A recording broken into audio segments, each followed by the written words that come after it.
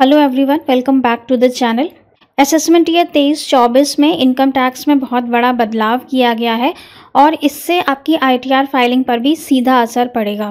क्या है वो बदलाव जानेंगे आगे वीडियो में, लेकिन उससे पहले आपसे रिक्वेस्ट है, अगर आपने अभी तक हमारे चैनल को सब्सक्राइब नहीं किया है तो इसे सब्सक्राइब ज़रूर कर लीजिएगा। साथ ही वीडियो अच्छा लगे तो इसे लाइक एंड शेयर भी ज़रूर कर दीजिएगा। इनकम टैक्स की साइट पर आते हैं तो इस समय यहाँ पर एक इन्फॉर्मेशन फ्लैश हो रही है। इसमें लिखा है from assessment year 23-24 form 26 AS display only TDS and TCS data, other taxes like advance tax, self assessment tax, refund etcetera would be available in AIS annual information statement. मतलब ये कह रहे हैं कि अब से आपको अपने 26 AS फॉर्म में एडवांस टैक्स और सेल्फ असेसमेंट टैक्स की डिटेल्स नहीं मिलेंगी। ये डिटेल्स आपको अपने फॉर्म AIS में मिलेंगी। अब ये बात यहाँ पर जितनी सिंपल लग रही है उतनी सिंपल नहीं होगी जब आप ITR फाइलिंग स्टार्ट करेंगे। अब जैसा कि हम जानते हैं कि हमारे ITR फॉर्म्स में 26 AS से डेटा इंपोर्ट होता है और ऑटोमेटिकली उसमें आ जाता है। तो 26 AS से जब हमारा डेटा इंपोर्ट होगा ITR फॉर्म्स में, तो उसमें एडवांस टैक्स और सेल्फ असेसमेंट टैक्स की डिटेल्स नहीं होंगी। वो डिटेल्स आपको अपने AIS में मिलेंगी। तो ITR फाइलिंग के टाइम पर आपको ये फिगर्स अपने AIS से मैनुअली टाइप करनी होंगी अपने ITR फॉर्म्स में, क्योंकि ये डायरेक्टली इंपोर्ट नहीं होंगी आपके 26 AS से। इसलिए ITR फाइलिंग के टाइम पर आपको बहुत ही यहाँ पर ध्यान से करना है, बहुत ही कॉशियस रहना है। ये डेटा आपको अब मैनुअली फीड करना होगा। जो भी आपने सेल्फ असेसमेंट टैक्स पे किया या फिर जो भी आपने एडवांस टैक्स पे किया है ड्यूरिंग द ईयर, वो सारी डिटेल्स आपको अपने AIS से मिलेंगी और AIS से आपको मैनुअली फीड करना होगा।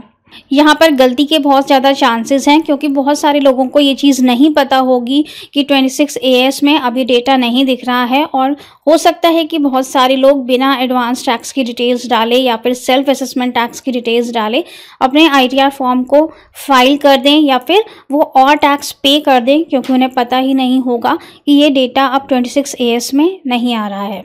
इसलिए जो लोग भी 26 AS के थ्रू अपने ITR को फाइल करते हैं, उन्हें ध्यान रखना होगा कि अब आपको AIS को ज़रूर से डाउनलोड करना है और उसी के थ्रू आपको अपनी ITR को फाइल करना है।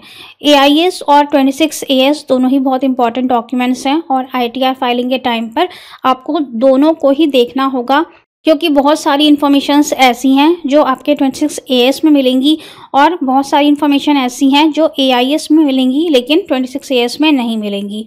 बहुत सारे लोग अभी भी 26 AS से ही अपनी ITR फाइल करते हैं और AIS को वो रेफ़र नहीं करते हैं, जिसकी वजह से बाद में इनकम टैक्स से नोटिस आ जाता है। चलिए आपको बता देते हैं कि AIS में आपको कैसे इन्फॉर्मेशन को देखना है। सबसे पहले आप अकाउंट में लॉगिन करेंगे।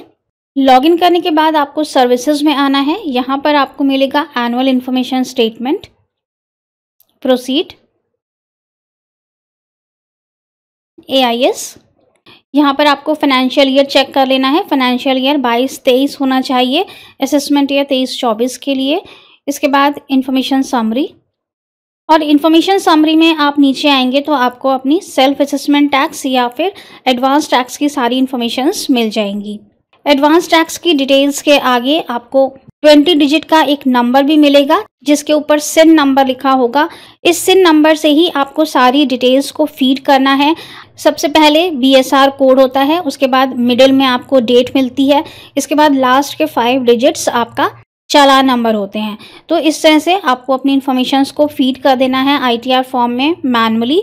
इन केस वो ऑटो पॉपुलेट नहीं हो रही हैं तो आप मैनुअली फीड कर सकते हैं। सो आई होप कि आज का वीडियो आपके लिए यूजफुल रहा होगा। 26 AS के साथ साथ AIS को भी ज़रूर रेफ़र करिएगा जब आप अपनी ITR फाइलिंग स्टार्ट करेंगे। So thank you so much for watching this video. I hope कि वीडियो यूजफुल रहा होगा। वीडियो को लाइक एंड शेयर करना मत भूलिएगा। Stay safe and healthy. Bye bye.